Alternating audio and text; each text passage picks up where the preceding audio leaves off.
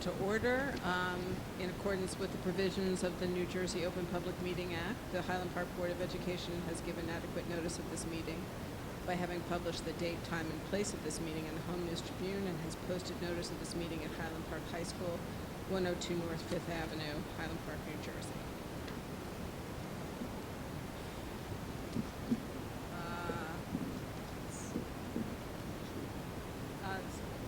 Everyone want to rise for the pledge, please?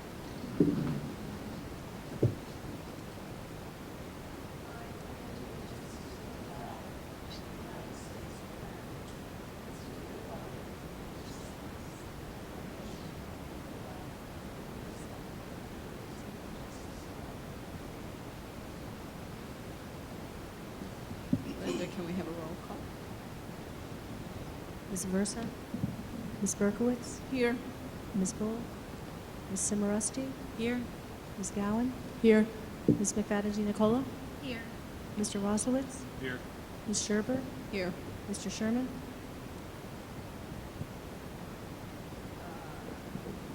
Are there other communications besides the ones listed on the agenda?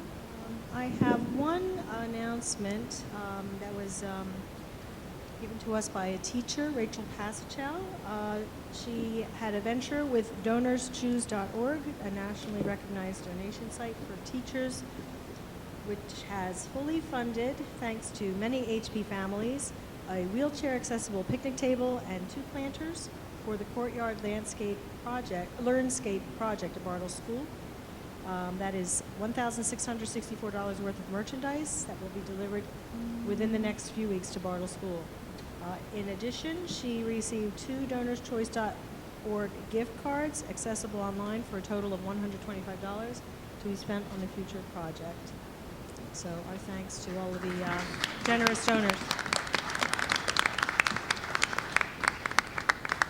That's great. The courtyard is already looking so much better. Can I have a motion to approve the minutes of the regular and executive sessions of September 8th, 2015? So moved. Second.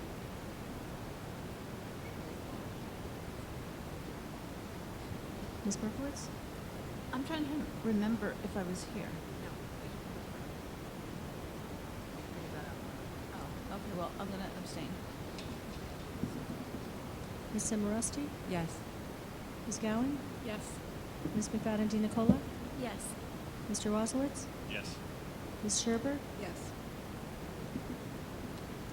Superintendent? Yes, let's begin with the student update. Okay, thank you.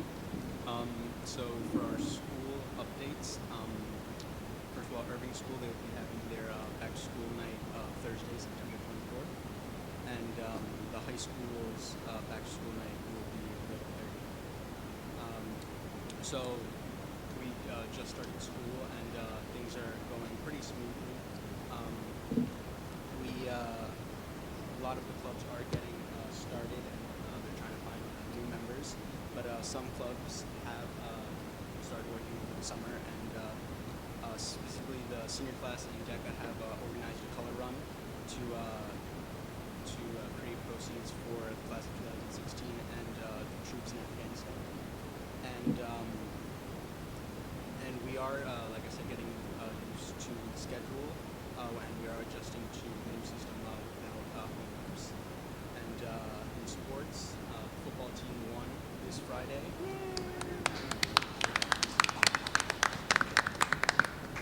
And the stadiums and the stands were was very packed, and so we're glad we have a lot of people coming to our games.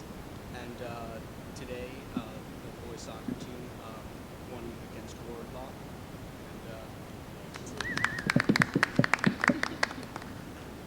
And today the girls' tennis team also won against Carteret. And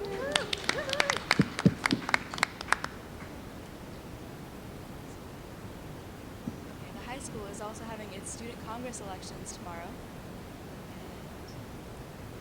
And this past Sunday was Arts in the Park, September 20th, and we had some students from the high school exhibiting there, including sophomore Talia Fishman. Upcoming this Friday, the 25th, is the community barbecue. And that's all the updates. There are none from Bartlett School as of this week. Thank you.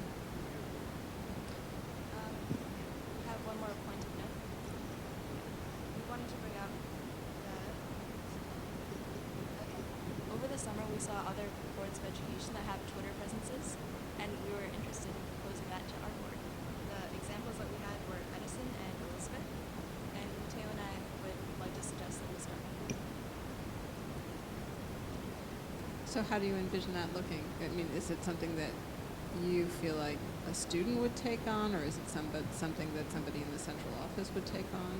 What is your vision for this?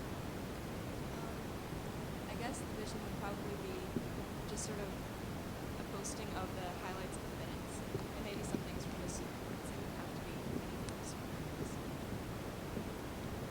Thank you. Something to think about. I do believe that Scott does one in Kenilworth, so that might be something our You would just be willing to superintendent take on. exactly will be at our next meeting. So it might be something you want to bring up again at the next meeting, and Scott may have some ideas for that. There you go. All right, let's continue with Bill Schlala, who will present the self-assessment report. Are you using the?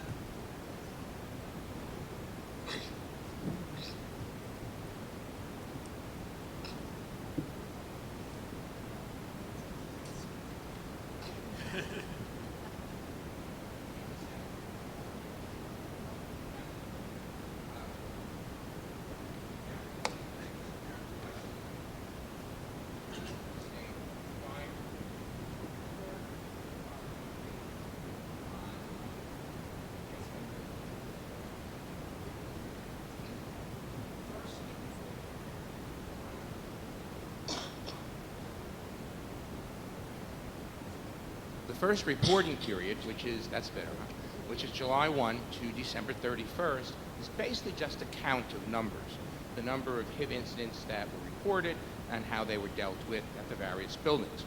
The end of the year report, which covers the period from January 1 to July 31st, but also encompasses activities for the entire year,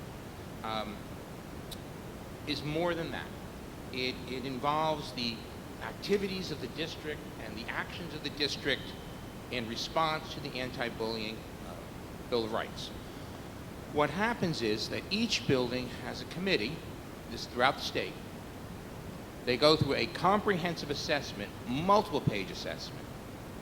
They then file a summary of that online at the Department of Education site. The central office then, in this case as the superintendent's designee, I go in and check all of them, that they're complete, that there's no information missing.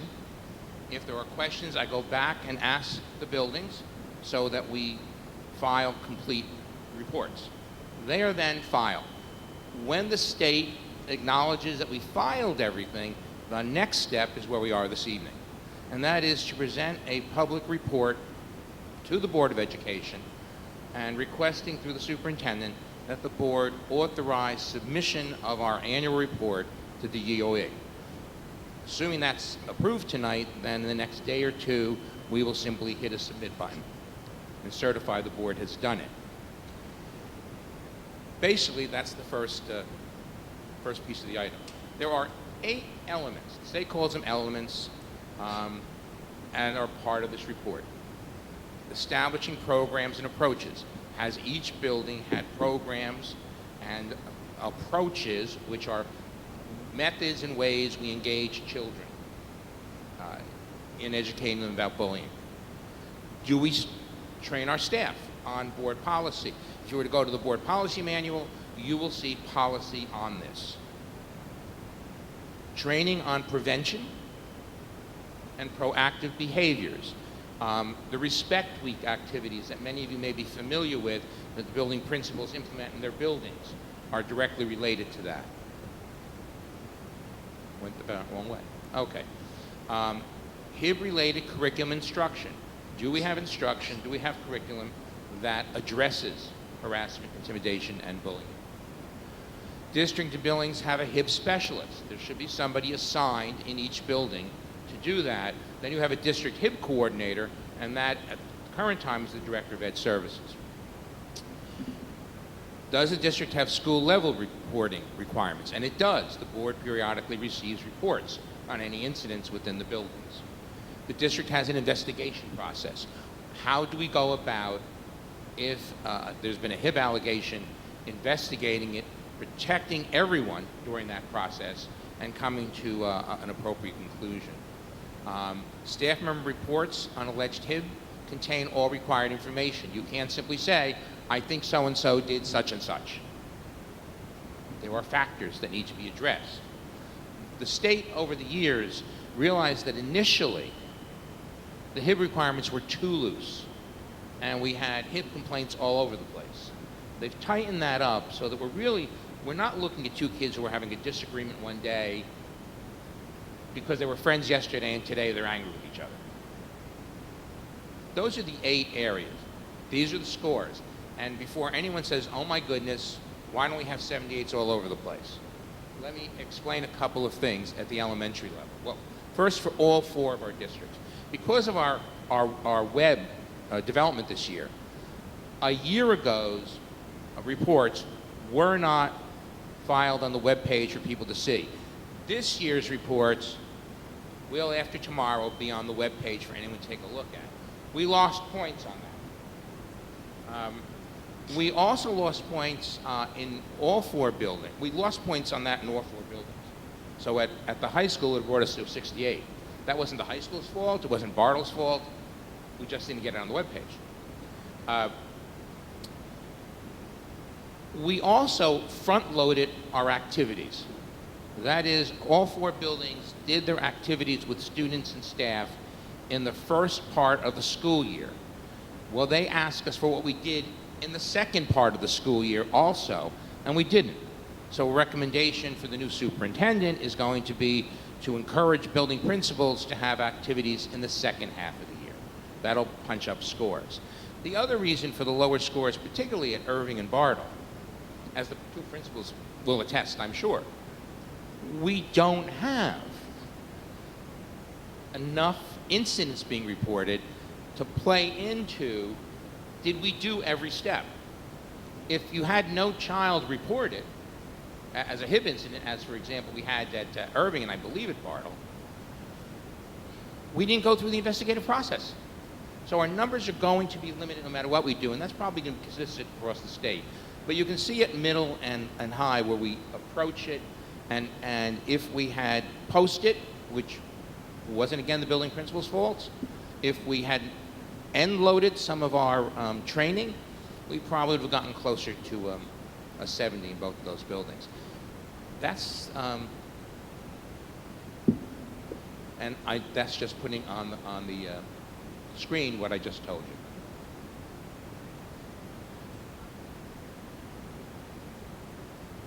'78 is each of those 8 elements has a number of points assigned to it. So let's say there are 5 questions that could be graded 1 to 3. So the total is 15.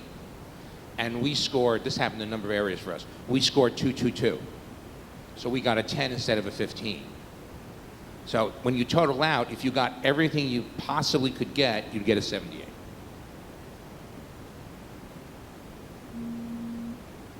If that's it, we'll close this down.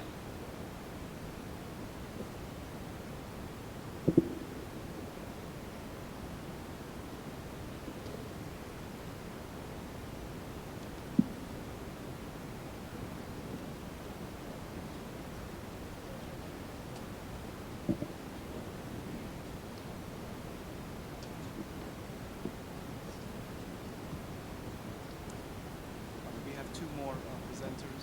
During the year, the past year and 3 months, there were a series of initiatives that we put in place and several accomplishments that we're very proud of. Please help me welcome Jim Knapp, who will be presenting some of those initiatives. We need to. So wait, before, We need to do the approval of right, we actually have to approve the HIP, yeah. So before we, I'm sorry, before we go any further, are there any questions for Bill Shalala about the HIP report? And so Linda, can we have is it a roll call? We need a motion. We need a motion to accept the HIP report? I move the that submission. we accept the HIB. Approval of the submission of the HIB report. It's on the agenda. Sorry. So we need a motion to approve the submission of the HIP report, which Claire has made and Darcy has seconded. And we need a roll call. Ms. Berkowitz? Yes. Ms. Simoresti? Yes. Ms. Gowan? Yes. Ms. McFadden Nicola? Yes. Mr. Roslowitz? Yes. Ms. Sherber? Yes. Okay, next presentation. Jen? Sorry.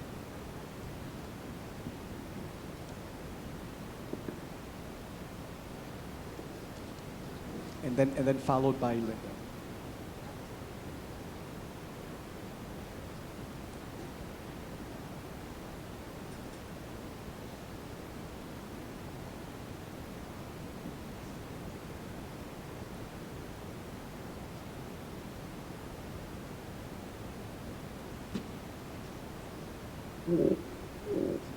So as Israel mentioned, over the last year and couple of months since Israel came on board as the interim superintendent, we've taken on a couple of initiatives and achieved some things with hard work and collaboration.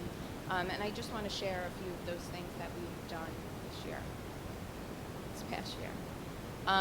One of the areas we really focused on was professional development.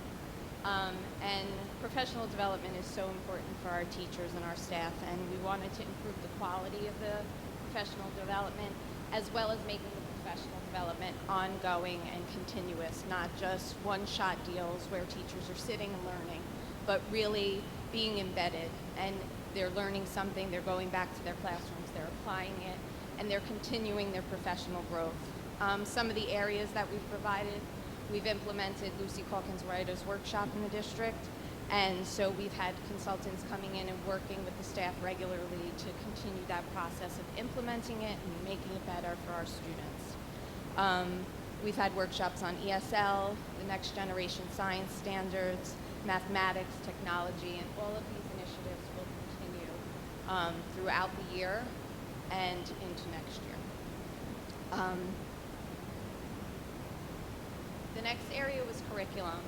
A lot of new standards and revision to standards came out in certain subject areas like social studies and science. So we continue to work and look at the curriculum and work with teachers to modify what was in the curriculum, update it, make sure it was the best for our students. And that process that we want to continue going on forward. That these are living documents that we are continuously reviewing, having a review cycle, so that it doesn't just wait until new standards come out, but that we're continuing to look at what we're doing in the classrooms and for our students to make it the best. ESL was another area. We implemented this past year an after-school program for our ESL students in all 4 buildings. We also implemented a summer program focusing on our point of entry and our beginner ESL students to give them extra time with ESL teachers to continue their skills.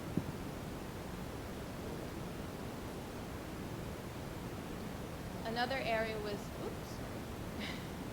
was to provide more support to our students who are struggling. So we have implemented a basic skills program and study skills in the older grades for our students. Another initiative was the Touchstones Discussion Project, which was piloted last year in 6th and 8th grade, as well as a couple of teachers in 3rd grade. And this year it was expanded to include all of the teachers in 3rd grade and 7th grade. So now the middle school is fully using it in their English language arts classes. And we do have more training coming in for those teachers early in October. The next was scheduling.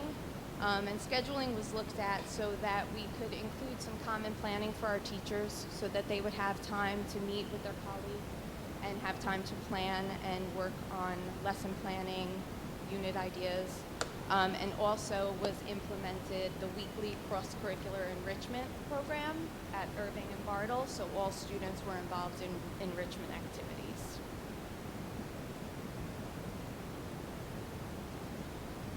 Safety and security was another area of focus. As you know, there have been new things implemented in all of the schools for safety and security. As far as visitors coming into the building, you'll see signs on each of the classrooms in the buildings so that if anything were ever to happen, the police could easily identify classrooms and areas in schools. Communications was a big one. Last year, we introduced the new website, which is continuing to be updated so that information can get out in a timely manner to the community and the schools. The Facebook page is up and running, district newsletters, the monthly superintendent message, and a district school update in the local Highland Park newspaper.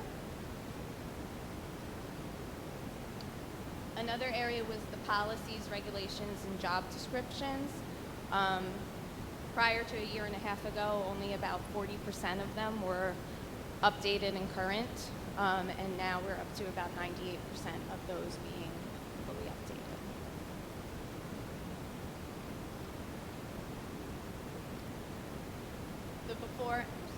The before and after school programs, a new system was put in place to help parents and make ease of registration and payment for the after school programs for the students who participate. And that system is now up and running and has gotten a lot of positive feedback from parents who enroll their students in the after school programs. There was an increase in our partnerships and collaborations with Rutgers, the borough offices, and community organizations to keep those lines of communications open and have new programs in our school. Like Rutgers, we have the Conversation Cafe. We have interns coming in, working with our teachers, Rutgers providing PD. The borough office, we sit on the community committee, the communications committee.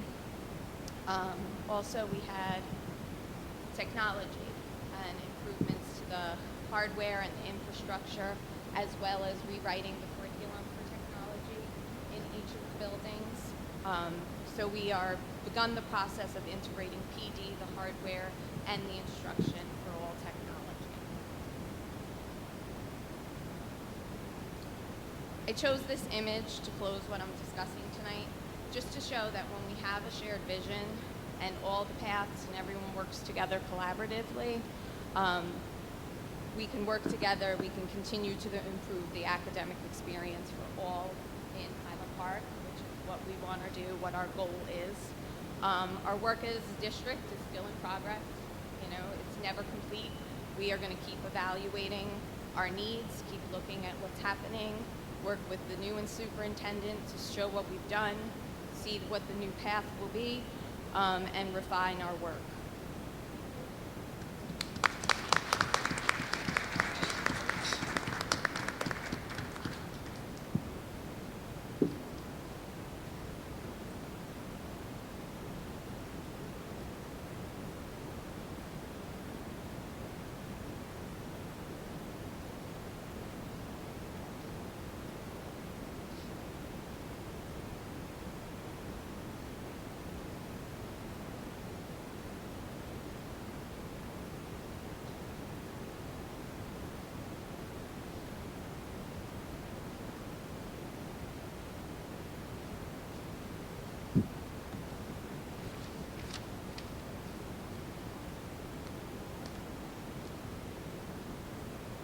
Hard act to follow.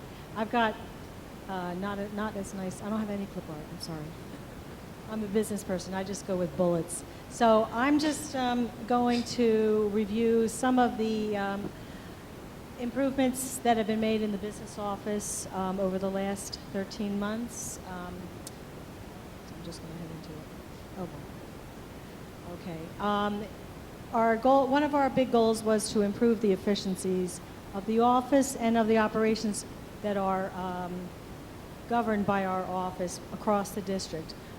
One of the major accomplishments was the replacement of all the windows at Bartle School. These windows are 50 years old.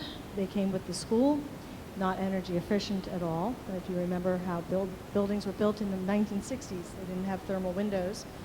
So all of the windows are now thermal energy efficient windows, which will keep the buildings warmer in the wintertime and keep them cooler in the summertime because the heat won't pass through the windows as much. And they also have blinds inside of them, so where they can dim the rooms more easily. We also received grant funding from the state for this project, so 40% of the cost of this project is covered by state funding. We've been working on streamlining our processes related to purchasing and accounts payable in our office, working together with the schools who do the on-site purchasing, which then gets integrated at the central office level. So that's an ongoing process. The district-wide maintenance and custodial functions, we're requiring more accountability and communications with the maintenance and custodial department. So we have more better tracking and responsiveness related to individual concerns at the building levels. And this is something I was discussing with the board. As part of our effort to make the buildings more comfortable during the hot weather months, we have been working on more of a piecemeal level where possible to add air conditioners in the upper level classrooms where the heat rises. And also we've implemented some procedures during the hot weather months for those areas that are not air conditioned to be able to improve the airflow and ventilation through the buildings to pull cooler air from those air conditioned spaces through the buildings into those and through those classrooms that don't have air conditioning, which improves the comfort level. It's still not air conditioned, but it's cooler and the air is flowing better in those classrooms. This is an ongoing process.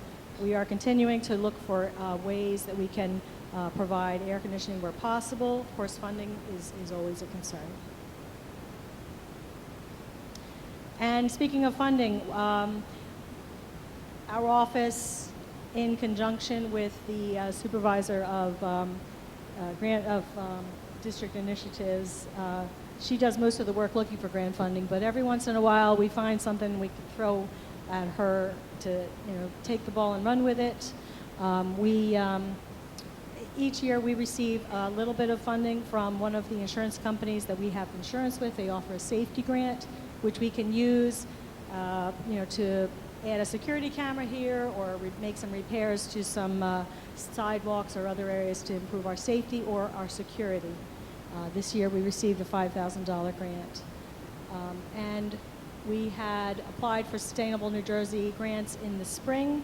We learned in June, just before the deadline, that there were some more grants. So we worked with the high school and the middle school to facilitate getting additional grant funding, which they really hustled and were able to get that additional $8,000, which was great, more bottle filling stations. The federal E-rate program, that's with the Division of Schools and Libraries at the federal government.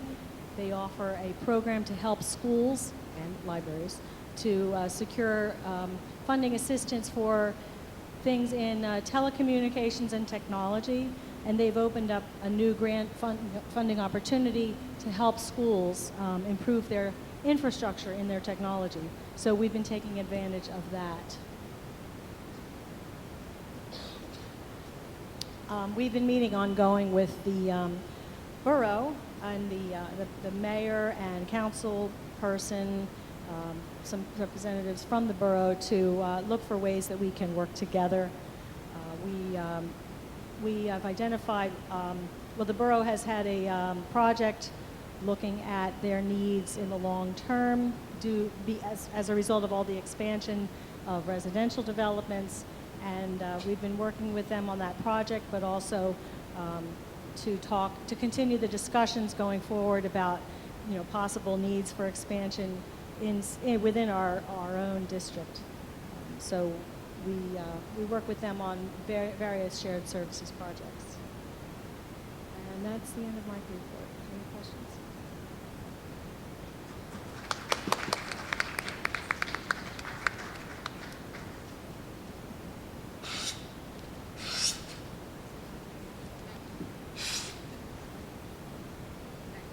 Thank you, Jen and Linda, very much. Thank you, Bill. This concludes the superintendent's report. Okay. Moving on. So tonight we have this sort of bittersweet task of saying goodbye to our interim superintendent, Mr. Israel Soto, and a number of people would like to speak to him tonight about his tenure here. So we're going to start with Linda.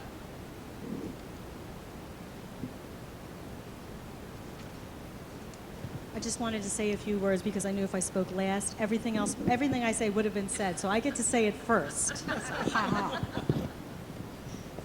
ha. Israel. Little more than a year ago, Israel Soto was asked to delay his planned retirement and was given the challenge of healing some open wounds in the school district. The morale was suffering. The relationships between the administration and staff demonstrated a lack of trust. Israel possessed the skills and the personality that enabled him to bring everyone back together, to slowly heal and begin to rediscover their passion for teaching and growing together. He has listened to the stakeholders and developed thoughtful and productive plans for improving curriculum, district practices, and morale. He has been a pleasure to work for and with, and has always shown his support and strong but fair leadership and encouraged individual growth. I value his leadership, his support, and his fairness. I will be sorry to see him go, but wish him well in the next chapter of his life story. Thank you very much, Israel. And now, Mr. Lassiter, I understand you would like to say a few things. I'm here on behalf of the entire administrative team. I won't be speaking alone. We have a couple of little things that we have for you. So I did write a speech. As an educator in Highland Park for over 20 years, who has worked for at least 5 superintendents and 3 interim superintendents, I can honestly say that Israel Soto has been one of our best leaders. He came to us as one of our assistant superintendents in 2013, and he has worked tirelessly for the benefit of our students, faculty, staff, and our entire community ever since. During his distinguished career, he has worked as an educator in New York City, as an assistant principal at PS 30 in East Harlem, and as a principal of PS 57, the James Weeden Johnson Leadership Academy in Harlem for 13 years. Lots of stories from there that you've shared with us. Before he came to Highland Park, Israel was a turnaround coach and a member of the Regional Achievement Center teams for the New Jersey Department of Education. His broad background and extensive experience has been invaluable to our district and has helped guide our district back into calmer waters this past school year. He's jokingly called me El Jefe, the chief, now that I am principal, and I have seen him as the trusted captain of our school district ship, who has kept our schools safe and on the right course under his leadership and vision. Israel is an energized leader, whether it is from his morning coffee, peanut M&Ms, or some other ritual he has. I've never seen him tired. Even after traveling back and forth from his home in Florida, he has always been focused, on a mission, and ready to give his full attention when he visits our schools. Although we are both shorter in stature than some, Israel meets everyone eye to eye and connects with them. He is incredibly personable in his demeanor and approach. He sends out greetings often, remembers birthdays, and has texted the administrators on holidays at home to wish us well. It's amazing when those texts come in. Israel has been a very involved superintendent who has visited the schools frequently in order to stay on top of pressing issues and concerns. His passion for our students, staffs, teachers, and administrators' success is ever present, and the support he has given those in need has been most appreciated. He's also made those tough decisions when needed, but I know from experience that he has sought advice, weighed his options, and even prayed in order to be sure he was doing what was right for our schools. I asked my colleagues to comment on their experience with Israel, and here is what a few of them had to say.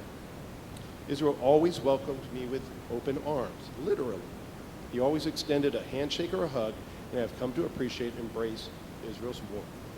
He makes you feel like you are part of something wonderful, and I cannot express my gratitude enough for this. Another administrator says that Israel has always been there to mentor and guide me as I begun my career as an administrator. He always has a story to share for every situation. I wanted to introduce Mr. Anthony Benjamin, who just, he couldn't give it to me, he had to say it himself. So come on up here, Anthony.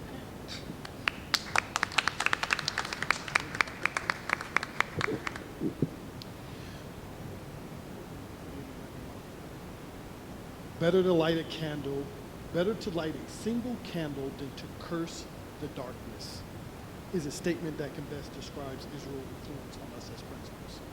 Israel looked for the positive and bright spots in everyone and was not afraid to use scripture every once in a while to get his point across and motivate and inspire. On one occasion during a very difficult period when the criticism was relentless, the negativity was high, and the support was low, Israel reminded me of a piece of scripture that said, "Be still, you will be exalted in the earth." I am thankful to Israel for being a fair leader, one who displayed and inspired courage and conviction.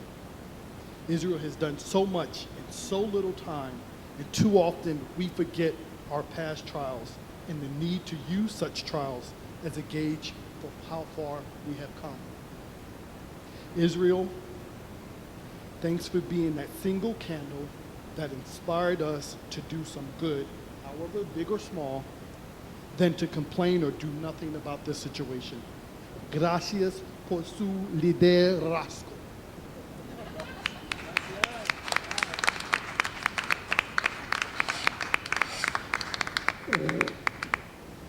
So Israel leaves us, already having retired from New York City schools, and he told me that there was no way we could top the party he received at his retirement in 2012. While this may be true, I do hope that these words and our combined feelings of gratitude for all he has done for Highland Park Public Schools lets him know that he will be remembered fondly as one of our top superintendents and educators in many years. He is always welcome to visit Highland Park Schools as one of our top owls for his openness, wisdom, leadership, and spirit. Let's all wish him well on his final journey back to Boca Raton from Highland Park and the time with his beautiful family and his gorgeous home in Florida that he so richly deserves.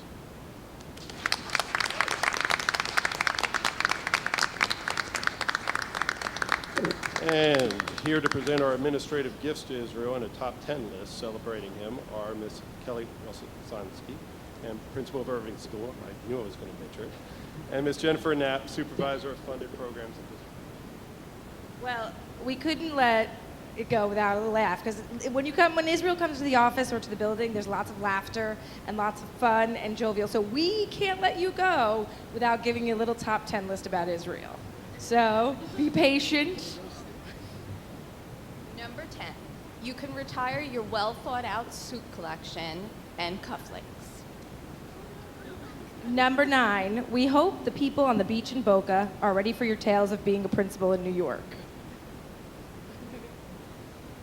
Number 8, we are hoping you have someone lined up to make your hot, fresh coffee in the morning. Number 7, have it to me by the end of the day will mean something totally different in Boca. Number 6, there will be a lot more M&Ms and pretzels left in the business office, in the central office for the rest of us. Should I pack a picnic or not will be the only question you will have to think about when talking about a park. Number 4, we are pretty sure you will not need to get up early on winter days to watch the tri-state weather forecast. What snow days? Number 3, we hope you can find something to do with your Monday nights now. You don't have to come to the board meetings. Number 2, you won't have to worry about answering emails or phone calls on the beach in Boca. And finally, as you head off into retirement, we wish you lots of rest, relaxation, and quality time with your family and friends. Thank you for all your contributions to Highland Park. We love you and we're going to miss you. All the administrators, we got you a little something to take with you to Boca. Nothing school related. Enjoy your retirement, Israel.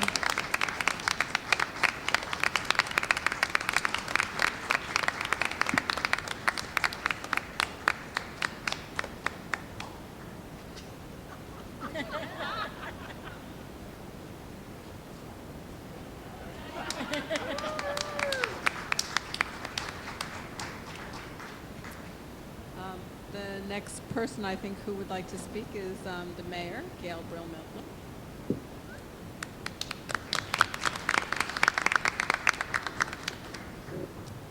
Israel, as Linda said earlier, you came into our district at a very difficult time for all of us. And I couldn't help but relate what you were faced with to one of my favorite pastimes, baseball, and my favorite team, the New York Yankees. Now, you may be more of a Marlins fan these days, but I have to tell you, you were our Mariano Rivera. You were the closer for our district and for all the residents in Highland Park. Your job was to stop the bleeding. Your job was to make sure that things stayed calm and on the right path so that we would win in the end. And you did a great job of that. You were the first superintendent in quite a long time to reach out to me and say, what can we do together to make things better for everyone? And I will always remember that. So I wish you very much luck and happiness and tanning. And I hope you do come by to visit us when you make a trip up north again. Thank you very much.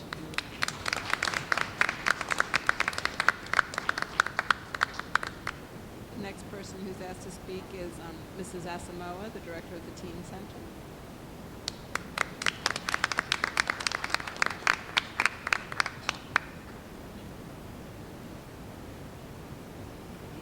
Good evening. I would like to thank the board for the opportunity to wish Mr. Soto fair. There's a quote on the internet. I'm not sure who the author is. I like to think that I wrote it. I like it so much that I would like to share it tonight for it symbolizes my experience with Mr. Soto as a supervisor, as a boss.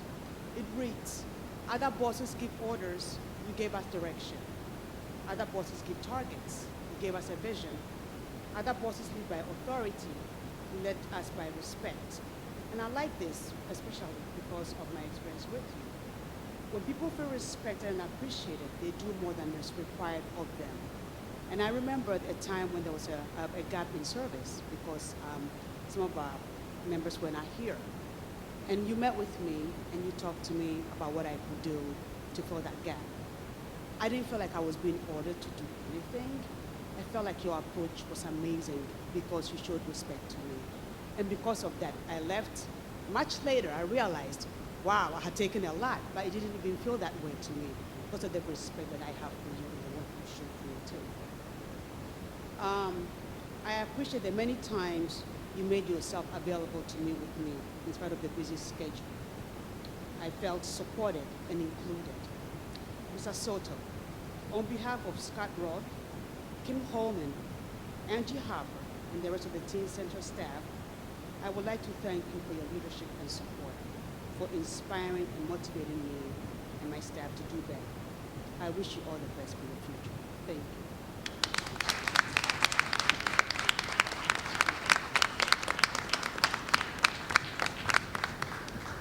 And next is Tara Canavera, parent.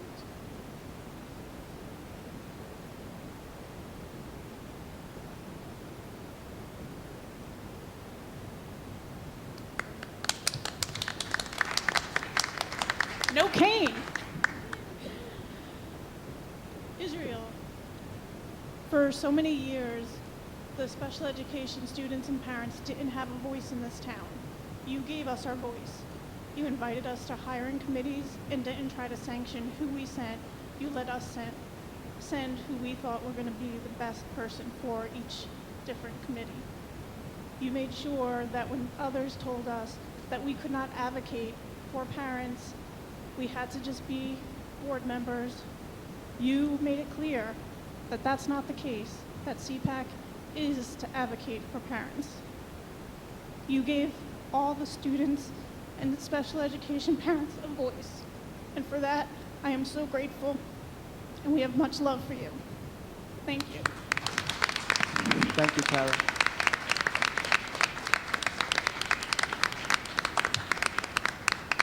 And now the president of the Highland Park Ed Foundation, Josh Hameson.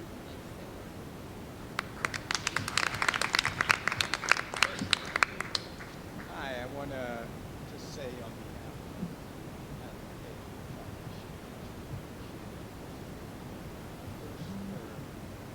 leadership and helping us pull together to achieve great and second, particularly from our perspective, encouraging teachers to follow grants for the Education Foundation, helping us get the word out on our fundraisers.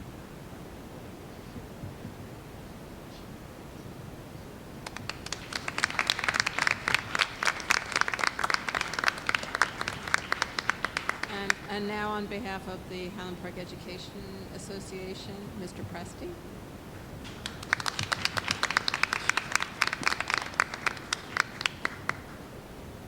Hi, Keith Presti, the Vice President of the Highland Park Education Association. I'll be speaking tonight on behalf of the members of the association. Kimberly Crane, our president, sends her apologies for not being able to be here in attendance tonight. I know she really wanted to be here to speak to you, Mr. Soto, and wish you well. I don't know if Mr. Soto remembers the first time that we met, but I would like to share that encounter with everybody tonight.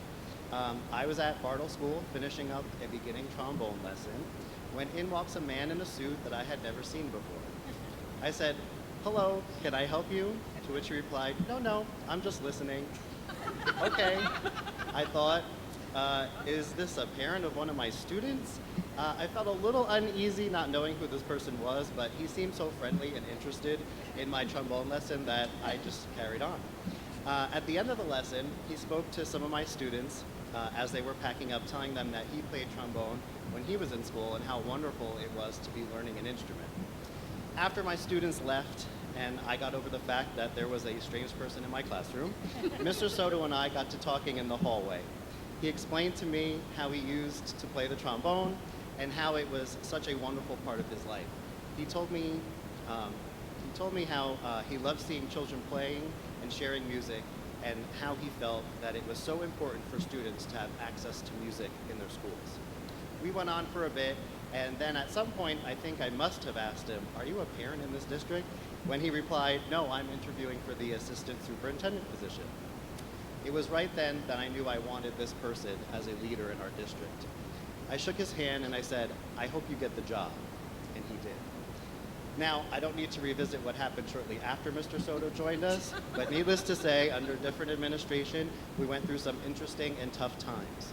However, as soon as Mr. Soto was appointed our interim superintendent, he immediately went to work steadying our ship.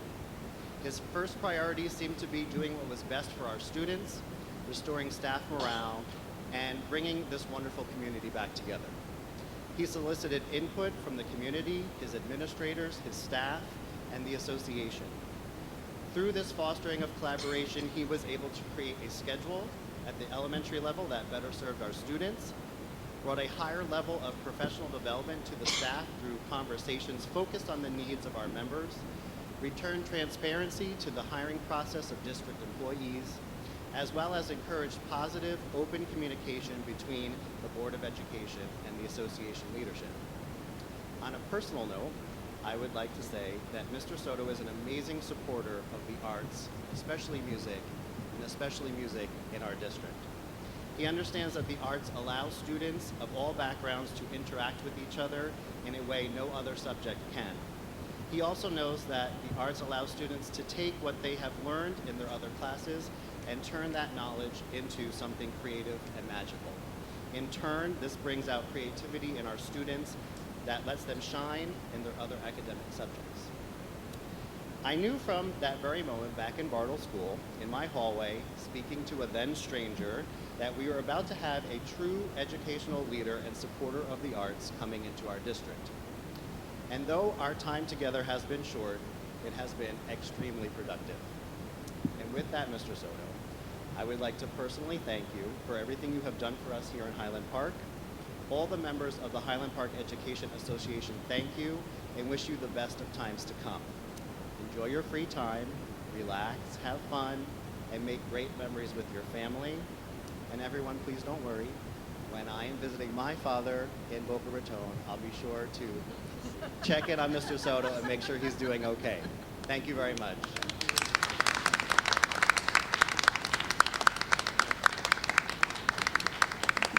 So several of our board members have expressed an interest. Michelle, would you like to say a few words? Thank you, Anne.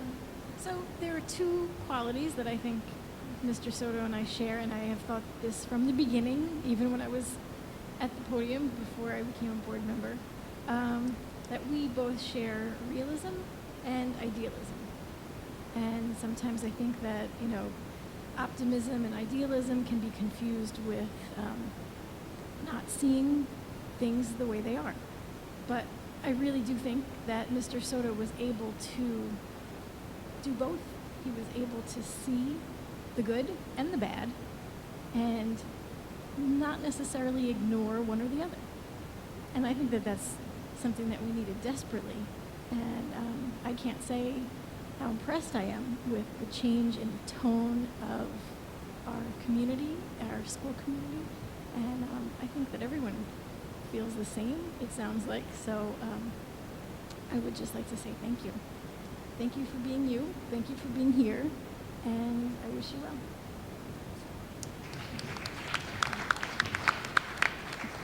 Darcy. Yes, ma'am. So I didn't write anything down. I kind of wish I had now because everybody did such a great job. But, you and I have sat together at this board table now for 2 years, and I can't say enough how different this second year has been from our first year. I feel like in that first year we sat together at this board table, we didn't get a chance to really know each other at all. And then when you took over as interim, I will never, ever forget the first time I walked into closed session and you and I were alone in a room together. You looked right at me and you said, Darcy, I want you to feel the love from you. Wait, you got to let me get the whole thing out. It's hard, I know, because it's good. He looked right at me and said, I need to feel the love from you every day. And after the year we'd just been through, I didn't quite know what to do with that. But now, after the year we have been through, I know exactly what to do with that, and I know exactly what Israel meant. And I feel like this whole year, even when we've had disagreements, we've been respectful of each other, we've had open, clear, honest communication and dialogue, and I think that's all anyone in this community has wanted ever. So I respect and admire you tremendously for that. I respect and admire you tremendously for the pieces that you've been able to put back together in the little puzzle it is Highland Park. We have a very complex community on the best of days. And I think you've put us on a very secure path to a place where this community can all work together again, where the board can work together with the administration, can work together with the union, and we can really move forward on behalf of all of our students. So I thank you for that from the bottom of my heart. I feel the love, Darcy. I feel the love. Claire, would you like to say something? I have a few questions for you, Israel. Have you retired before? Yes, I have. Do you consider this another retirement? My final. I have to say, I don't actually believe it. You're in good company, neither does my wife. Yeah, I know. It's really her I'm thinking about. So I know this has not been probably easy on your family with them all down in Florida. And I know you're going there. And I know after a few months of not working, you are going to be working again. And we'll probably have a third retirement. It's just a guess. But you can tell Mr. when he comes down and sees you if you're working or not. And he will come back and report to us. Okay. I do want to thank you for coming to us at a very difficult time in the district and I would say helping us continue to lift the ship. I think the ship was capsizing, and you helped us right it, and now I think we're going pretty straight. And that is not an easy task. We were not in a good place. So I appreciate all that you did and have done, and you will be missed by so many people, and I'm sorry we couldn't convince you to stay, but we understand, and best of luck to you and to your family. Thank you so much, Claire. Thank you. Linda, you were right. So I'm the last person, and everybody has said everything that there is to say. And so, of course, I echo everybody's fond farewell to you and our sincerest thanks to you. We also have a little gift for you from the Board of Education. And open it. No, actually, you need to be careful with it because it's fragile. Something I can drink, or? Yes. I guess I'm going to be enjoying my retirement very soon. Not here, because as you know, we're not allowed to drink here. Off-school property. So now I think that maybe you would like to say a few words.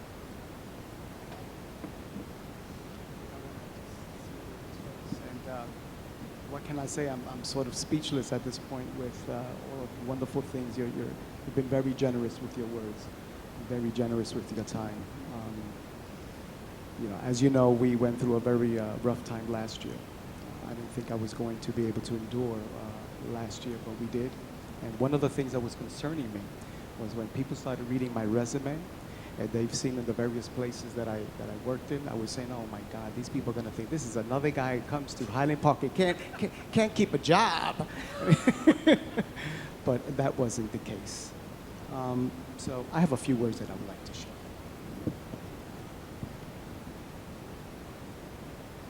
There are milestones we celebrate that cause us to take the time to reflect on our life's trajectory. To begin thinking about humble beginnings, experiences lived, relationships built, lives impacted, and significant and sometimes not so significant others that impacted your life. Tonight I feel like the most fortunate man on the planet to have had such a wonderful career. The blessing to continue living my dream, to have God as the center of my life, guiding my thoughts, my decisions, and path. I have Iris, my soulmate, my wife, the woman that I would slay dragons for. She has been the one that's been loving me all these years beyond measure and has sacrificed much in support of all my endeavors. And to all of my daughters, grandchildren, and friends, for their love, understanding, and the immense joy and strength that they bring to my life. You all complete. It's been a long and difficult yet rewarding road traveled by that boy born in Brooklyn, New York, to Puerto Rican parents who came to this country seeking a better life, far from the one they lived in Puerto Rico. They raised me in the midst of adverse circumstances and returned to Puerto Rico where my father worked tireless hours as a farmer, while all along instilling in me the values that would become the standard by which I would try to live and raise my family by. Values pertaining to hard work, honesty, compassion, and respect. I would later learn from those that mentored me along my journey in life of the importance of being a good listener, of defining a strong vision, of inspiring others to be more they can ever imagine to be, of making sound decisions and galvanizing a team of people to accomplish a common goal. I hope I've honored my parents, my family, and all those who throughout the years have loved me by exemplifying all these attributes as your superintendent. I believe that Highland Park is in a much better place today and that a strong foundation has been laid for continued success. There are many people I want to thank tonight, for without them, these words would be meaningless. I want to begin by thanking Tim Capone for believing and hiring me to work by his side as the assistant superintendent at Highland Park. I want to thank Ralph Hogue and Michelle Callis for the wonderful moments together, the friendship, and expertise we shared. We were a strong team. It just wasn't meant to be. To the wonderful cadre of dedicated and talented teachers, parents, nurses, cafeteria workers, custodial staff, CST members led by Bill Shiles, members from our teen center led by Elizabeth Asamoah, who come each and every morning ready to give their very best to our children. I would like to thank all of school board members, the district and school leaders for guiding our schools to greater heights. Highland Park is very fortunate to have leaders like Jen Mack, and Anthony Benjamin, and Kelly, and Michael Asser, and Jennifer from the middle school, Brian Humphrey and his team, Caitlin Brady, and her team. But you're equally fortunate to have such caliber of school secretaries who keep the engines going in full throttle so our schools can be organized and succeed. A special shout out to Middlesex County and our colleagues, particularly to Superintendent of Special Services Mark Finkelstein and the County Superintendent Laura Morano. I want to also extend a special kudos to the Ed Foundation for being the funding source for so many teachers-driven initiatives. To Chris, Betty, Susan Odato, you're an incredible asset to the Highland Park community. Susan, you're so gifted. You're such a special lady. I will miss you dearly. Thank you for keeping me focused, for keeping me informed, and for keeping me well entertained each and every day. Those of you that know Susan know exactly what I mean. All of you have a special place in my heart. And lastly, I want to thank the mayor and her office, the borough office, the entire Highland Park community for your support, for the opportunity to serve this great town, for embracing me as I've embraced you. Stay strong, stay relentless, stay united in placing the needs of our students at the forefront of all of your conversations and decisions. I leave with the cherished memories deposited in my heart, memories that will last a lifetime. God protect you and bless you always. Thank you.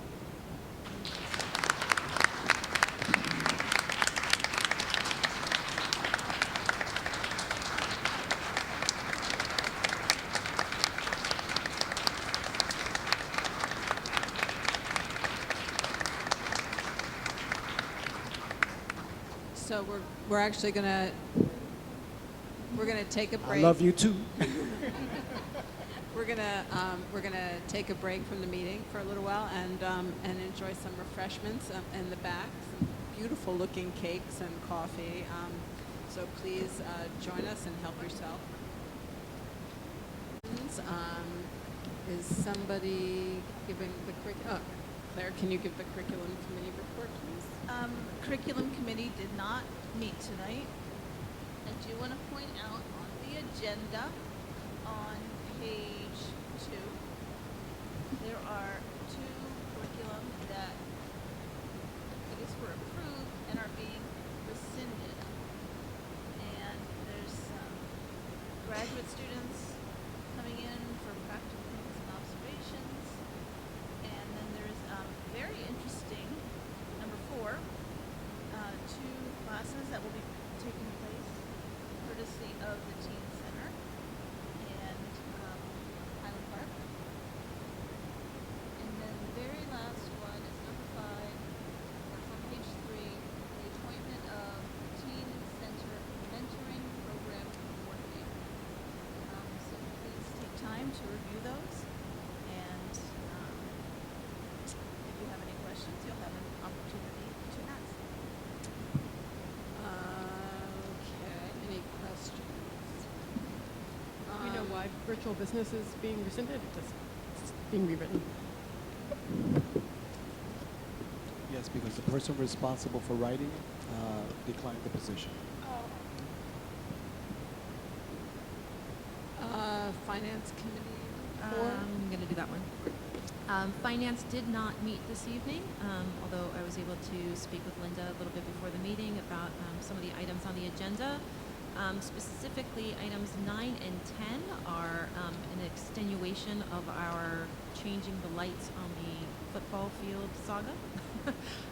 So 9 you'll notice is a cancellation of one contract. Number 10 is approval of another one because of despite the best efforts of Linda's office to reach the first contractor, they were just not responsive. So the second contract had to be, we had to go with the second contractor on that one.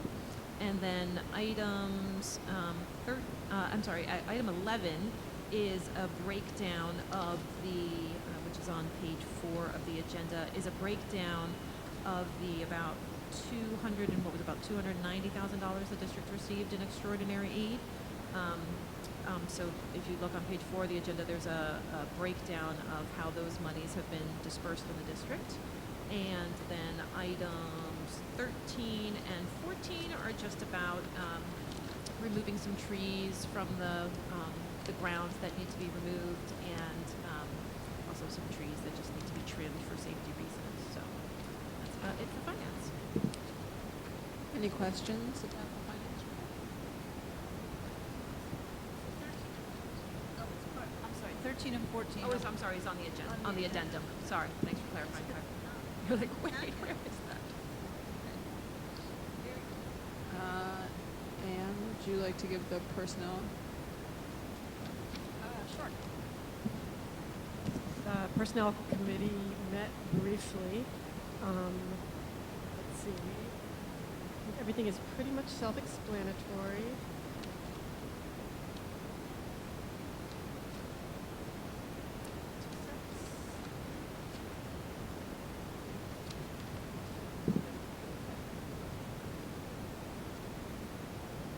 I see. One interesting item is number 11, which is on the addendum. We're appointing a special education consultant, Marcy Grabel. We're seeking to appoint her to provide interim special education, to serve as sort of a quasi special education services director during a transitional period before we are able to hire a permanent position. So we're very excited about that. And I believe everything else is self-explanatory. Thank you. And the Policies and Regulations Committee did not meet tonight. And there is one item on the agenda for second reading, but it's also fairly self-explanatory. So, the Highland Park Board of Education welcomes public participation and has reserved this time for your comments. If you would like to make a comment, please come to the podium and sign in with your name and address. I just really have a quick question. It's Tara Canavera, 361 Prowse Road, Highland Park. My question is, who should CPAT or any other special education parent contact on the days that the director, I understand it's only going to be a 2-day-a-week position. So, like, we have emails that need to be approved to go to the parents and teachers. Who should we send those to for approval?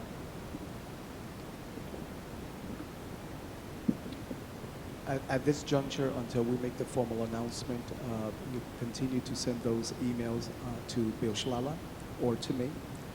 We're hiring a consultant twice a week, but Bill Schlala will still be available for consultation. Okay, thank you. Any other public comment? Seeing none.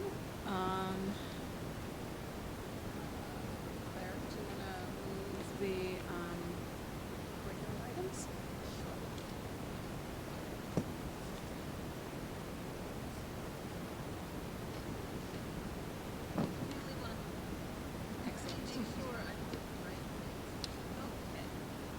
I would like to move items 1 through 5 on the agenda.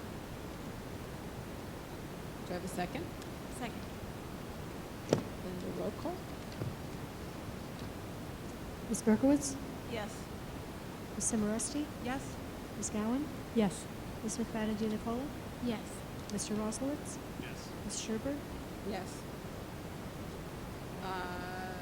So now, would you like to move the I would. So for finance, I will move items 1 through 12 on the agenda and 13 and 14 on the addendum. Second. Roll call. Ms. Berkowitz? Yes. Ms. Simorusti? Yes. Oh, sorry. I need to abstain on 7 because that is for my own travel to the New Jersey School Boards Association workshop in October. Thank Ms. you for Gowan? the eyeball. Yes. Ms. McFadden DiNicola? Yes. Mr. Rosowitz? Yes. Ms. Sherman? Yes on everything except 7, no on 7.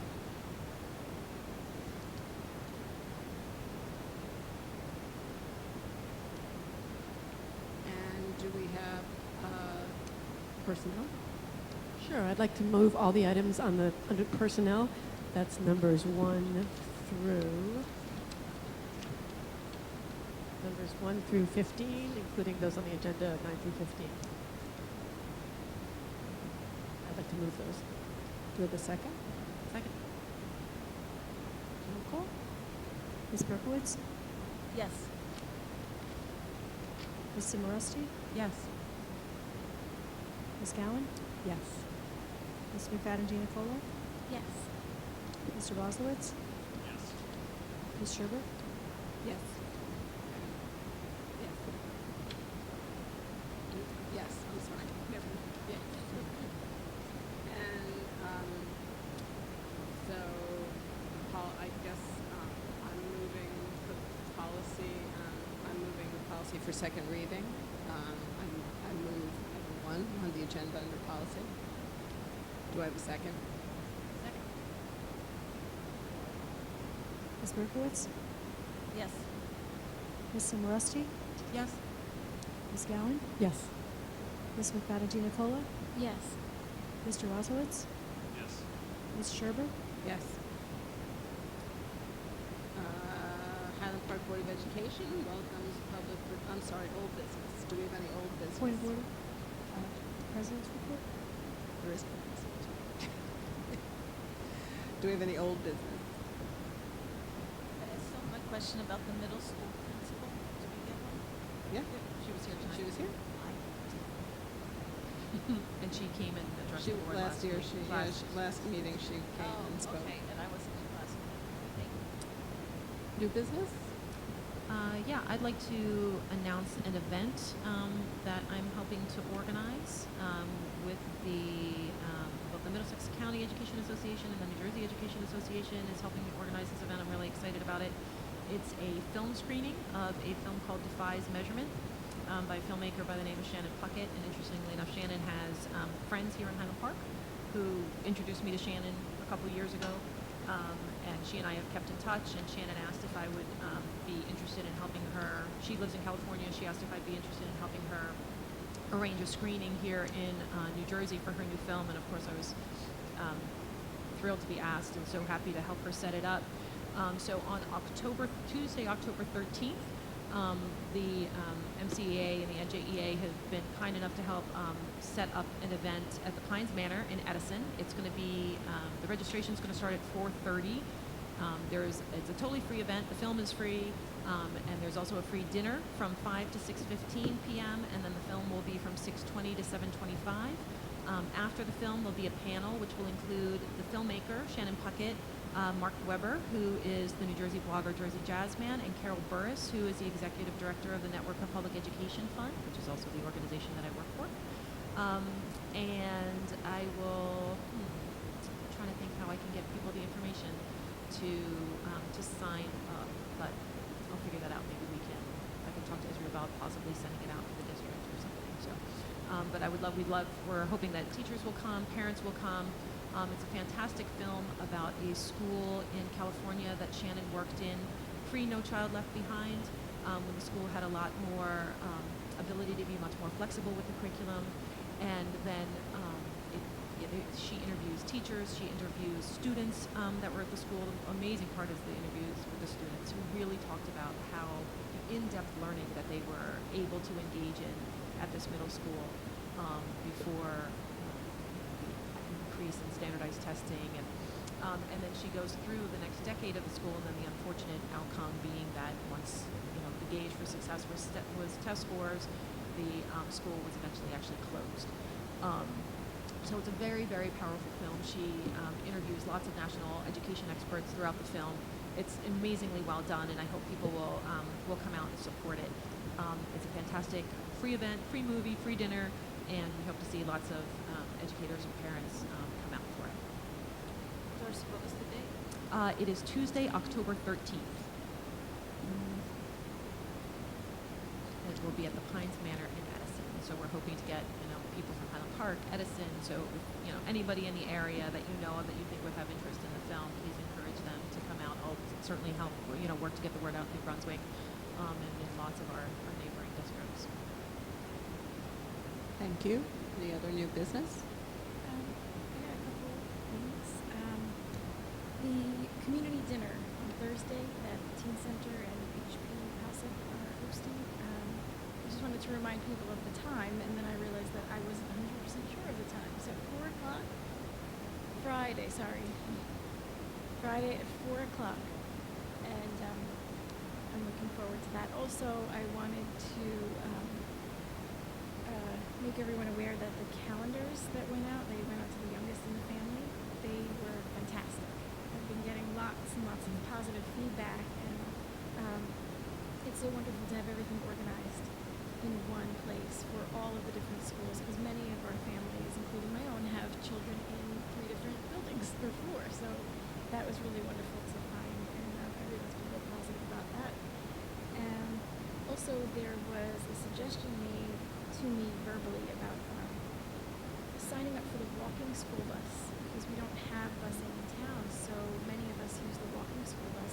But I think the walking school bus is having trouble getting in touch with everyone who may be interested. So the idea was to put some sort of front page on the website, invitation to send their personal information to the district, so that nothing would be posted publicly on the website, nothing personal, but that they could send their personal information to the organizer, and that would be someone in the district, I'm sure. It isn't someone in the district, actually. It's, Okay.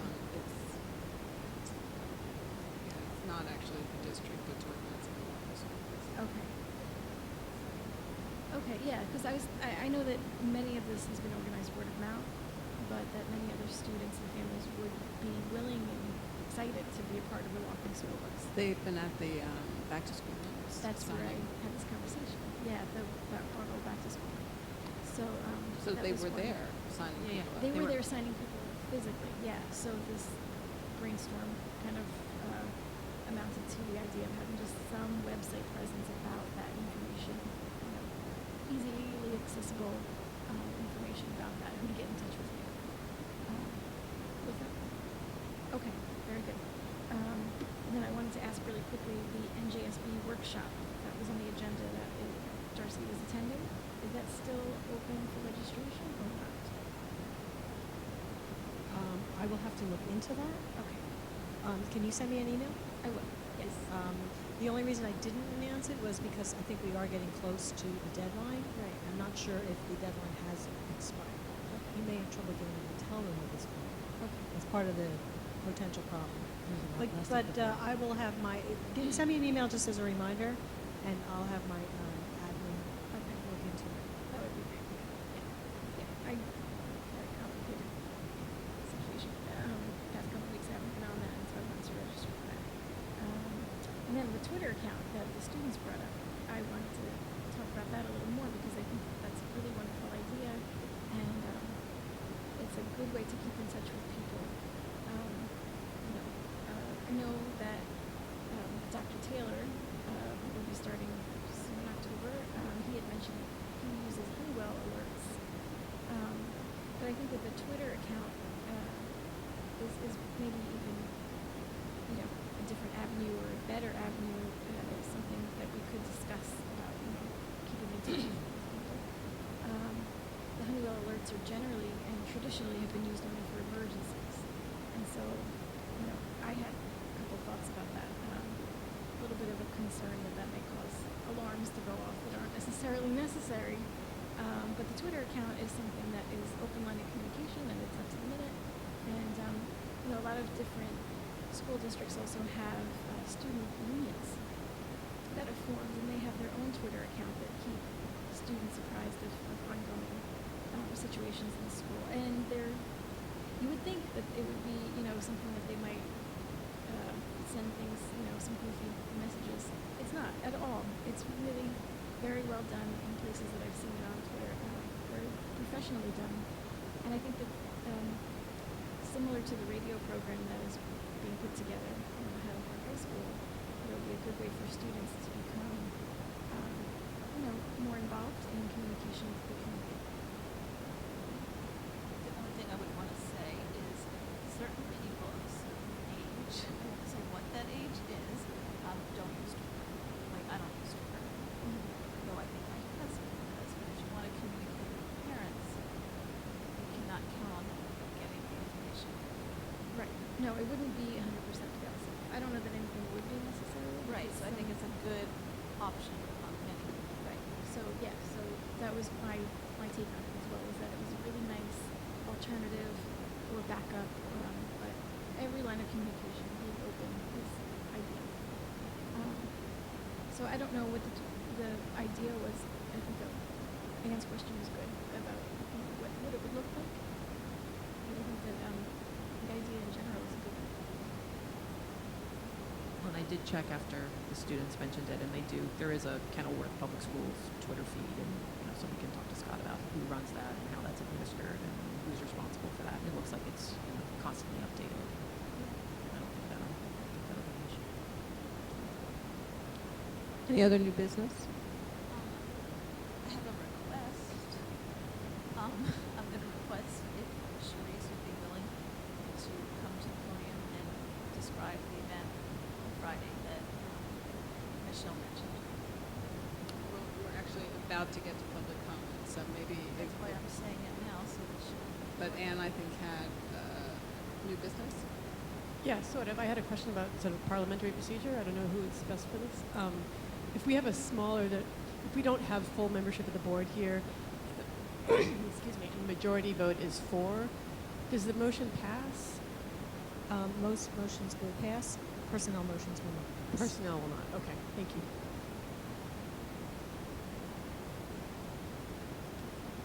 Okay, so the Highland Park Board of Education welcomes public participation and has reserved this time for your comments. If you would like to make a comment, please come to the podium and sign in.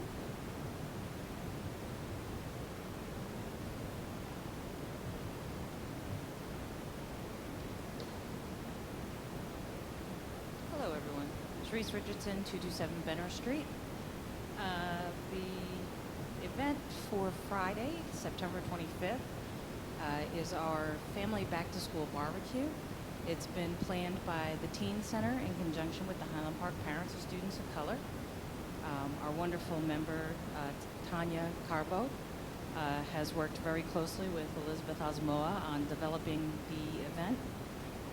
We selected, in trying to find a date that worked around all of the other school calendar events, the holidays, obviously last week for Rosh Hashanah, for Yom Kippur, for Simchat Torah, for, all the, so we wanted to work around these, so the only date we could find was the Friday, so we tried to do it as early as possible. So from 4 to 7, we will have the cafeteria area, I believe is where the food itself will be set up. Outside, we will also have a bouncy house. There'll be face painting. There will be ice cream making. There will be, trying to remember all the different things. Music, DJ will be here. There'll be coloring tables and all sorts of things. There's a lot of things for the younger set, although I understand that they have also had some parents volunteer to come and do some things for the older students as well. So it's been a wonderful, wonderful program that's coming together. A lot of parents have gotten involved, and we have several parents who have volunteered from the community for a variety of types of fun things for the evening. So it's just a chance for us to get together as a community, to welcome everyone back to the school, celebrate the fall, as it arrives tomorrow. And yeah, so that's pretty much what the event is and what it's for. So I have a question. Do you have to pay to come? No, the event is completely free. Elizabeth actually secured grant money to help pay for the event, and I believe that the grant money came from the NJEA was part of it, and then there was some other small grant money that I believe that she also received for a piece of it, and then a lot of it is just volunteer hours. So, and people don't have to bring it? Not at all. No need to bring anything other than yourselves. Bring the family, come and enjoy, sit and listen to music, and enjoy your community. Thank you. Any other public comment?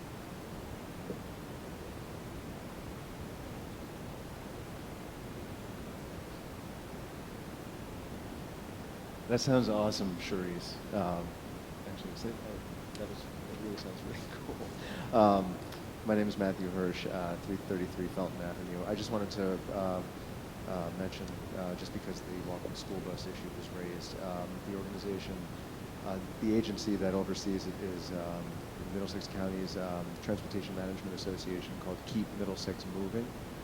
It's kmm.org, and they are administering and organizing the walking school bus. And one member of their staff, Peter Bilton, who was a Highland Park resident, was overseeing the program. So there was a post, just a little shout out to the Irving PTO Facebook page. There was a flyer that went up there, but I think the district sent out a flyer as well. But it's probably one of those things that you can't send anything out about, because so many people walk and want to get organized and just want to be involved in that. While I'm here, just one more thing. I wanted to thank Mr. Soto as well, just to be on the record and just as an observer, someone who's been here, just to see how